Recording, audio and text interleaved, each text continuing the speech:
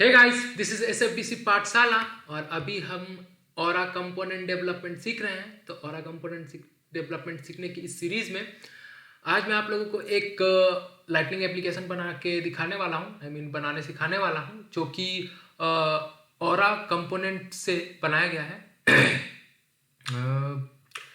Basically मैंने अभी ये एप्लीकेशन वाले फाइल से जो एप्लीकेशन बनाते हैं हम इस तरीके से यहाँ से मैं दिखाऊंगा, फिर आपको दिखाऊंगा कि किस तरीके से इस एप्लीकेशन को लाइटनिंग टैग में और या फिर लाइटनिंग एक्शन में डाल सकते हैं। तो फिलहाल इसे बना करके देखते हैं। तो आई होप कि ये वीडियो आप लोगों को पसंद आएगी और आप सीख पाओगे कि किस तरीके से ऑरा में डेवलपमेंट करा जाता है। तो मैंने बेसिकली एक सिंपल सा कैलकुलेटर बनाया है जिसमें कि कुछ ऑरा से रिलेटेड कुछ बातें मैंने बताई हैं जिसे आप सीख करके अच्छे से इम्प्लीमेंट कर पाओगे। और मैं इसी तरीके से ऑरा डेवलपमेंट में प्रोजेक्ट्स ही बना करके आप लोगों को दिखाऊंगा, एक्सप्लेन करूंगा, तो आप अच्छे से समझ पाओगे। तो देखते हैं पूरी वीडियो। सो चलिए प्रीव्यू करते हैं। पहले मैंने जो एप्लीकेशन बनाया है सो वो कुछ इस तरीके से दिखेगा। ये रहा, मैंने एक कैलकुलेटर बनाया था, तो यहाँ पे वो इंटर नंबर के लिए बोल रहा है। तो सपोज मैंने 65 डाल दिया और 45 डाल दिया और यहाँ पे एक ऐड का बटन मैंने बनाया। अगर मैं ऐड पे क्लिक करता हूँ सो ये देखो सम इक्वल्स टू 110, यानी कि 110 ऐड होकर के आ गया। सो अपना कैलकुलेटर प्रॉपर्ली काम कर रहा है। तो इसके लिए मैंने ऑरा कंपोनेंट बनाया, जेस का कोड लिखना पड़ा। तो ये सारी चीज़ें मैं अभी आप लोगों को करके दिखाऊंगा स्टेप बाय स्टेप। तो वीडियो को पूरा देखो और सीखो। और मैं आपको एक टास्क दूंगा, इसको कंप्लीट करने के बाद मैंने यहाँ पे सिर्फ एडिशन के लिए बनाया, तो आपको यहाँ पे बनाना होगा सब्ट्रैक्शन के लिए, मल्टीप्लिकेशन के लिए और डिवीजन के लिए भी। तो ये आपका टास्क रहेगा, आप कंप्लीट करो और कंप्लीट करके कमेंट करो कि मैंने किया है। सो मैं नेक्स्ट वीडियो में उसका नाम अनाउंस करूंगा कि इस बंदे ने सबसे पहले किया है। मैं टॉप 5 बंदों का जो टॉप 5 जो पहले करके कमेंट करेंगे कि मैंने कंप्लीट कर लिया है। सो मैं और कंप्लीट कर लिया है और वो कमेंट कर देंगे, देन मैं अगले वीडियो में अनाउंस करूंगा कि हाँ इस बंदे ने किया है। और आप चाहें तो अपना कोड भी शेयर कर सकते हैं ताकि और अच्छे से आप कहीं पे कुछ गड़बड़ कर रहे हो तो मैं देख करके या फिर कोई भी जो हमारे व्यूअर्स है वो देख करके बता सके कि आपने कुछ गड़बड़ किया है या नहीं किया, या फिर कितना अच्छा कोड है। सो आप कोड भी शेयर कर सकते हो। तो जल्दी करो और कमेंट करो। तब तक के लिए फिलहाल हम ये पूरा का पूरा समझ लेते हैं कि किस तरीके से मैंने इस कंपोनेंट को बनाया है। सबसे पहले तो मैंने एक CMP फाइल बनाया है और फिर एक JS फाइल बनाया है जहाँ पे मैंने कुछ कोड्स लिखे हैं। ज़्यादा कोड नहीं लिखा है, छोटा सा ही है। और इसी छोटे से कोड की मदद से आपको मैं वो कैलकुलेटर जिसमें कि आप डिवीजन, मल्टीप्लिकेशन और सारी चीज़ें करोगे वो करने को कहूँगा। नेक्स्ट वीडियो में मैं कुछ अच्छा सा अच्छा कहने का मतलब टेबल्स वगैरह, डेटाबेस से कैसे डेटा ला के पुल कराया जाता है, इस तरीके के कंपोनेंट्स धीरे धीरे बनाना सिखाऊंगा। और बहुत यूज में आने वाला लुकअप कंपोनेंट एक बनता है, इवेंट कंपोनेंट बनता है, ये सारी चीज़ें भी मैं सिखाऊंगा। तो सबसे पहले चलते हैं, इसको कट करते हैं, हटाते हैं और एक नया ऑरा कंपोनेंट में बनाने जा रहा हूँ और उसका नाम मैं रखने वाला हूँ लाइटनिंग कंपोनेंट। और इसका मैं नाम रख देता हूँ कैलकुलेटर CMP2। ओके, क्योंकि मैंने कैलकुलेटर CMP ऑलरेडी बना करके रखा हुआ है। सो मैं इसका नाम रखूँगा कैलकुलेटर CMP2। और ये सारी चीज़ें मैं टिक कर देता हूँ। अगर टिक ना भी करूँ तो कोई प्रॉब्लम नहीं होगा क्योंकि अभी हम फिलहाल एप्लीकेशन में यूज़ करने वाले हैं। बट अगर lightning tab, lightning page, lightning record page वगैरह पे अगर आप यूज़ करना चाहते हो इस कंपोनेंट को तो देन ये टिक करना होगा, अदरवाइज मैनुअली आपको कोड में लिखना होगा। ओके, तो मैं टिक कर देता हूँ फिलहाल के लिए। आप भी चाहो तो कर सकते हो, नहीं भी कर सकते हो, ये आप पे डिपेंड करता है। बट मैंने कर दिया। सो अगर आप करना चाहते हो तो यू कैन। ओके, अब जैसे ही मैंने सबमिट करा ये मेरे को एक बंडल फाइल बना करके देगा जिसमें कि कुछ इस तरीके से मैंने एक्सप्लेन किया कि ये कुछ इस तरीके से फाइल्स बनाता है, एक बंडल फोल्डर बनाता है और इस तरीके से कुछ फाइल बनाता है। ये सारी चीज़ें मैंने डिस्कस करी है। ओके, अब इतना पढ़ने के बाद आप यहाँ पे देख पा रहे हो, मैंने कहा था मैनुअली लिख सकते हो, तो मैं इसको हटा भी सकता हूँ, फिर इसको बाद में ज़रूरत पड़े तो लिख भी सकता हूँ। तो आप मैनुअली भी इम्प्लीमेंट्स लिख सकते हो, वहाँ पे टिक ना भी करो और इन फ्यूचर आपको ज़रूरत पड़ जाए तो आप मैनुअली यहाँ पे आकर के लिख दो।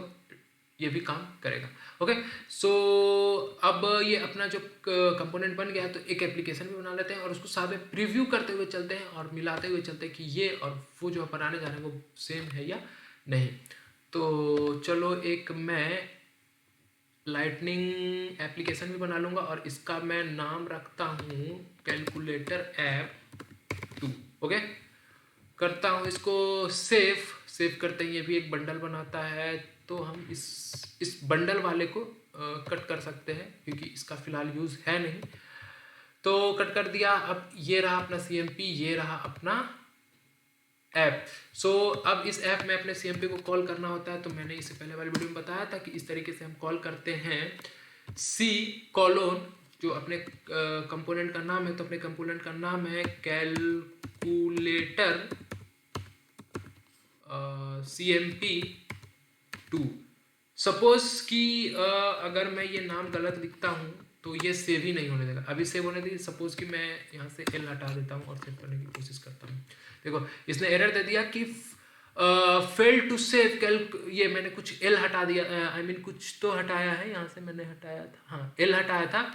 सो ये बोल रहा है कि कैलकुलेटर ऐप 2 में कोई कंपोनेंट उसको नहीं मिल रहा है, कैलकुलेटर CMP नाम का कुछ ऐसा कुछ नहीं मिल रहा है। सो अगर आप गलत कंपोनेंट कॉल करने की कोशिश करोगे तो वो सेव नहीं होने देगा, एरर देगा। तो अगर आपने सही कंपोनेंट कॉल कर लिया है तो वो सेव करने देगा, यानी कि डोंट वरी, वो दिखेगा ही दिखेगा। अब करते हैं प्रीव्यू। तो प्रीव्यू करने पे हमें कुछ नहीं दिखने वाला क्योंकि हम लोगों ने अभी तक इस कंपोनेंट में कुछ भी नहीं रखा है। सो कर दिया प्रीव्यू, तो आप यहाँ पे देख पाओगे कि कुछ भी नहीं दिख रहा। ओके, अब सिंपली पहले हम एप्लीकेशन के लिए डिज़ाइन करते हैं, मतलब फंक्शनैलिटी डिज़ाइन करते हैं, देन डिज़ाइन करेंगे। तो डिज़ाइन के लिए मैं एक चीज़ आपको बताऊंगा। तो सबसे पहले फंक्शनैलिटी करते हैं। तो फंक्शनैलिटी में हमें क्या क्या चाहिए होगा, 2 इनपुट फील्ड चाहिए होंगे, जहाँ पे आप यहाँ पे देख पा रहे हो कि इस वाले में कि 2 इनपुट फील्ड चाहिए होंगे हमें, एक फर्स्ट नंबर के लिए, एक सेकंड नंबर के लिए, और एक हमें चाहिए होगा सबमिट बटन के लिए, एक बटन के लिए भी चाहिए होगा, और एक चाहिए होगा वेरिएबल जो कि स्टोर करके वैल्यू को यहाँ पे दिखा है। तो शुरू करते हैं। सबसे पहले मैं एक इनपुट फील्ड बनाता हूँ। तो अगर आपने HTML में कोडिंग करा होगा तो इनपुट फील्ड हम कुछ इस तरीके से बनाते थे उसमें, लाइक, और यहाँ पे रख दिया टाइप में कुछ भी, जैसे कि मैंने टाइप में रख दिया टेक्स्ट। तो इस तरीके से हम लोग इनपुट फील्ड बनाते थे। यहाँ पे भी बना। चलो प्रीव्यू करते हैं क्या क्या दिखने वाला है हमें। तो यहाँ पे देखो कि इनपुट फील्ड हमें दिख गया है। और एक और तरीके से हम यहाँ पे इनपुट फील्ड बना सकते हैं, और वो कुछ इस तरीके से है कि लाइटनिंग कोलोन इनपुट, इसको भी सेव करते हैं और आके फिर से प्रीव्यू करते हैं। तो ये भी है। ओके, सारी चीज़ें हम इसमें इनपुट कर सकते हैं। तो मतलब इनपुट फील्ड भी हम यूज़ कर सकते हैं और लाइटनिंग कॉलम इनपुट कर सकते हैं जो कि ऑरा का खुद का है, तो ये कर सकते हैं। अब इसमें बहुत सारे एट्रीब्यूट्स यूज़ कर सकते हैं। ये जो है वो एक एट्रीब्यूट ही है, मैं भी कि आप जानते होंगे। अगर नहीं जानते तो मैं आपको बता दूं कि एट्रीब्यूट्स है जहाँ पे हम कुछ चीज़ें डिफाइन करते हैं, जैसे कि इस इनपुट फील्ड का टाइप क्या होगा। तो अभी टेक्स्ट रखा है, मैं इसको करने वाला हूँ नंबर, क्योंकि हम कैलकुलेशन करने वाले हैं तो इस पर सिर्फ नंबर ही इनपुट चाहे। उसके बाद मैं यहाँ पे डिफाइन करने वाला हूँ इसका लेवल, कि किस क्या लेवल दिखेगा। तो मैं यहाँ पे लिख देता हूँ इंटर नंबर। ओके, सेव करता हूँ। आकर के जैसे ही मैं इसको रिफ्रेश करूँगा आप देखोगे कि यहाँ पे एक लेवल के साथ इंटर नंबर और ये एक इनपुट फील्ड हमें दिख जाएगा। तो ओके, अब दूसरा फील्ड भी बना लेते हैं। तो सेम को मैं कॉपी करता हूँ और 2 फील्ड्स हम लोगों ने बना लिए। अब तीसरे की अगर बात करूँ तो तीसरा हम बना लेते हैं और इसका लेवल रख देते हैं ऐड, और ये रख देते हैं सबमिट। ओके, देखते हैं क्या कुछ हुआ, बट वो बाहर चला गया। सो हमें यहाँ पे लेवल नहीं वैल्यू रखना होगा। ओके, लेवल और वैल्यू में आपको अंतर अगर नहीं पता तो मैं बता देता हूँ। सी, अभी आप देख पाए कि वैल्यू लिखते ही वो बटन के अंदर आ गया, लेवल लिखा तो बाहर आ गया। लेवल का मतलब होता है कि किसी भी चीज के लिए नाम देना। लाइक मैंने यहाँ पे दिया इंटर नंबर, तो ये एक लेवल हो कि ये एक लेवल है, यहाँ पे आप अपना नाम भरो, और अगर आपने नाम भर दिया तो वो वैल्यू हो गया। तो उसी तरीके से मैंने यहाँ पे लेवल लिखा था, तो वो लेवल ऐड, मतलब ये ऐड का एक लेवल बन गया, बट मैंने वैल्यू दे दिया तो उस बटन का वैल्यू हो गया ऐड। ओके, जैसा कि अभी आपने देखा। ओके, अब हमें क्या करना है, अब हमें करना ये है कि जैसे ही नंबर डालूं और ऐड पे क्लिक करूं सबमिट पे, तो वो सबमिट हो जाए जाकर, आई मीन ऐड करके मुझे दिखा दे। तो सबसे पहले तो इस वैल्यू को टारगेट करना होगा कि मैंने जो वैल्यू डाला तो किसमें क्या डाला, किसमें क्या डाला, ये मेरे को गेट करना होगा। फिर उस वैल्यू का स्टोर करना होगा, तभी जाके हम यहाँ पे दिखा पाएंगे। तो अगर आपने HTML पढ़ा होगा तो उसमें आप ID डिफाइन कर सकते थे, जिसे हम टारगेट कर सकते थे जावास्क्रिप्ट में document dot gate element by ID के थ्रू। तो ऑरा के पास है ऑरा कॉलोन ID, जो कि यूनिक होता है, और हम उसको डिफाइन कर सकते हैं, उसको टारगेट कर सकते हैं जावास्क्रिप्ट में। जावास्क्रिप्ट का वर्जन 5 यूज होता है ऑरा में। आई थिंक कि आप लोगों को पता होगा, अगर नहीं है तो प्लीज़ कमेंट करो। मैं ये बताऊंगा कि ऑरा में क्या यूज़ होता है और LWC में क्या यूज़ होता है। ओके, सो हम बनाते हैं एक ऑरा ID, और इसका मैं नाम दे देता हूँ num1, और दूसरे का नाम दे देता हूँ num2। ओके, तो हम अब टारगेट करने के लिए रेडी हैं, हम टारगेट कर सकते हैं, तो देखते हैं टारगेट कर पाते हैं या नहीं। तो ऑन क्लिक पे मैं एक जावास्क्रिप्ट का मेथड कॉल करूंगा, जो कि होगा ऐड फंक्शन। ओके ओके, तो अब आप में से कई लोग कंफ्यूज हो रहे होंगे कि जब हम HTML में कॉल करते हैं ऑन क्लिक फंक्शन, तो कुछ इस तरीके से कॉल करते हैं, on click equals to add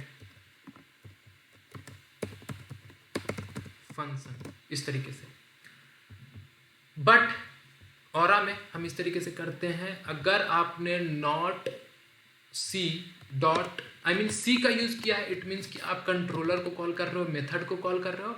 अगर यहाँ पे आपने भी लिखा, यानी कि आप वैल्यू को, वेरिएबल को कॉल कर रहे हो। अभी मैं दिखाता हूँ कि वैल्यू किस तरीके से होता है। ओके, तो ऐड फंक्शन को हम कॉल करने वाले हैं, कंट्रोलर में आते हैं, कंट्रोलर में हमें एक ऐड फंक्शन बनाना होगा।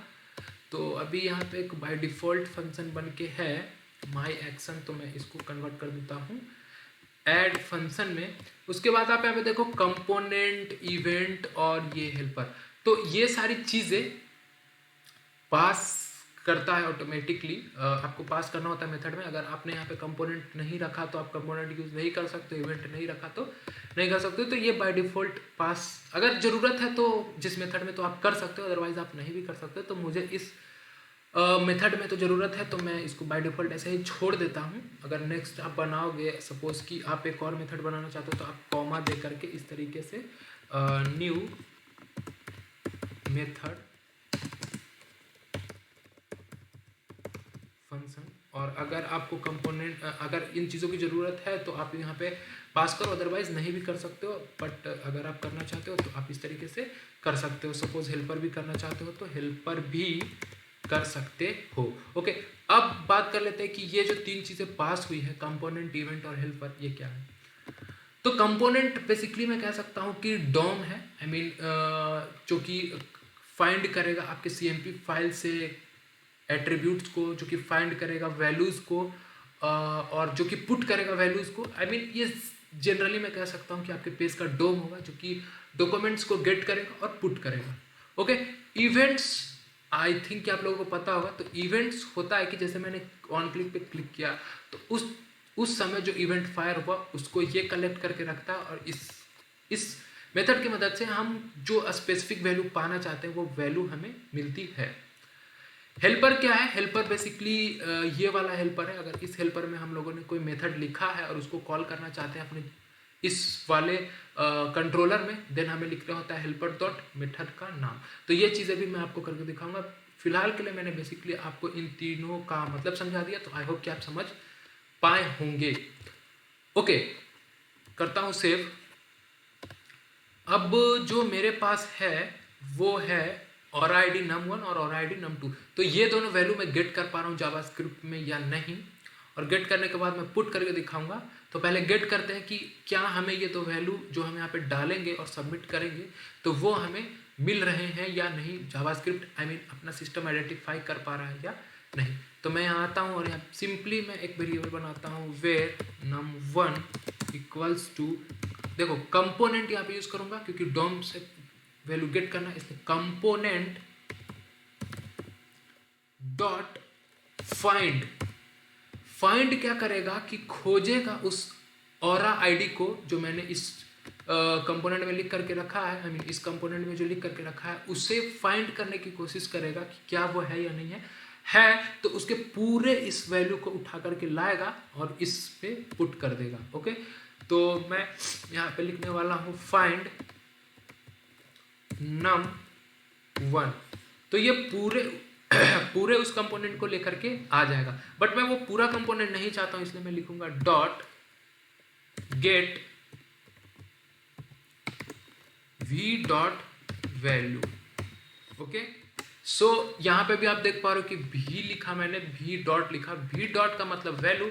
अगर यहाँ पे मैं c डॉट लिखता यानी कि मैं कंट्रोलर को कॉल करना चाह रहा हूँ, किसी मेथड को कॉल करना चाह रहा हूँ। तो v डॉट वैल्यू, अब यहाँ पे मैं v डॉट टाइप भी कर सकता था, v डॉट लेवल भी कर सकता था, जो मुझे चाहिए था वो मैं कर सकता था।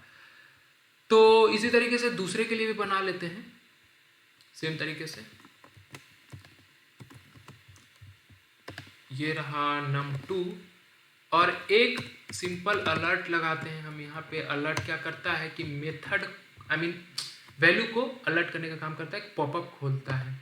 सो num1 और दूसरा अलर्ट जो होगा वो होगा num2। सेव किया मैंने, आया, एक बार रिफ्रेश करता हूँ। वैल्यू पुट करते हैं हम 56 और 25। जैसे मैं ऐड पे क्लिक करता हूँ, आप देखो इसने 25 ला करके दिखाया और इसने एरर दिया, यानी कि हम लोगों ने num2 के लिए कुछ मिस्टेक किए हैं। तो देखते हैं। ओके, हाँ ये मिस्टेक किया हमने कि वेरिएबल सेम रखा, num2 हमने डिफाइन ही नहीं किया था, इस कारण से num1 में num2 का वैल्यू आया था और ये num2 तो था ही नहीं, इसलिए इसने एरर दे दिया। ओके, एक बार फिर से रिफ्रेश करते हैं और 45 एंड 35 जैसे ही सबमिट किया 45 भी लेकर के आ गया और 35 भी लेकर के आ गया। तो अब हम कर सकते हैं एडिशन का काम। मैं अलर्ट हटा देता हूं और एडिशन का काम करता हूं। तो एक वेरिएबल बनाते हैं सम इक्वल्स टू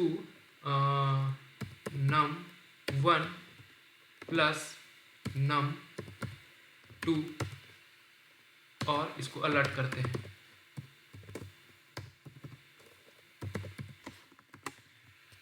ओके,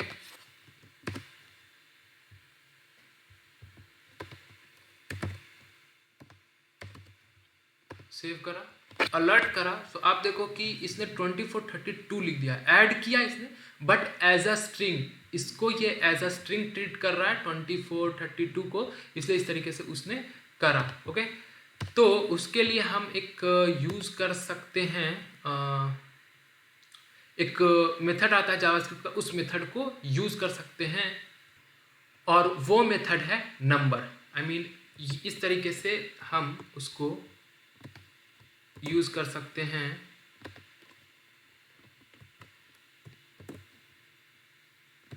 तो ये क्या करेगा कि स्ट्रिंग को कन्वर्ट कर देगा नंबर में और फिर नंबर ऐड होकर के हमें सम दिख जाएगा। मैं करता हूं रिफ्रेश और मैंने डाला 54 एंड 23 और ये 77 ऐड होकर के आ गया। बट अगर इस वाले यूआई में देखा जाए तो हम लोगों ने कुछ अलग तरीके से बनाया है। ये मैंने जब मैं ऐड करता हूँ तो आप यहाँ पे देखो कि ये यूआई में ही दिखता है, अलर्ट में नहीं दिखता है। तो अब उसमें दिखाने के लिए हमें एक बनाना होता है वेरिएबल, जो कि हम बनाते हैं अपने CMP वाले फाइल में। ओके, CMP वाले फाइल में हम बनाते हैं और उसको बोलते हैं हम aura attribute. Okay, aura attribute हमको डिफाइन करना होगा, जहाँ पे एक वैल्यू हम डिफाइन करेंगे, आई मीन एक वेरिएबल डिफाइन करेंगे। अब कैसे करते हैं मैं आपको दिखाता हूँ। इसको इस तरीके से करते हैं, ऑरा एट्रीब्यूट, और नेम मैं अगर रख दूँ सम और टाइप रख दूँ इंटीजर, तो ये मैंने वैल्यू डिफाइन आई मीन एक वेरिएबल डिफाइन कर लिया इस तरीके से। और इस वेरिएबल को मैं जावास्क्रिप्ट में भी यूज कर सकता हूँ और यहाँ भी यूज कर सकता हूँ। तो मैं यहाँ इसको इस तरीके से यूज करता हूँ कि p sum इक्वल्स टू, हम इस तरीके से यूज कर पाते हैं। जैसा कि देखिए आप यहाँ पे देख पा रहे हो कि मैंने मेथड को भी कॉल किया इसी तरीके से। सो नॉट भी डॉट, यहाँ पे अगर मैंने c लिख दिया यानी कि मैं मेथड को कॉल कर रहा हूँ, अगर b लिख दिया तो किसी वेरिएबल को कॉल कर रहा हूँ, किसी वैल्यू को कॉल करने वाला हूँ। सो वेरिएबल को कॉल कर रहा हूँ v डॉट सम। तो क्या अब वो वैल्यू मैं यहाँ पे गेट कर पाऊंगा? नहीं, अभी भी नहीं कर पाऊंगा जब तक कि यहाँ से मैं पुट ना कर दूं। तो अब मैं यहाँ पे पुट करने वाला हूँ component dot put, I mean set, component dot set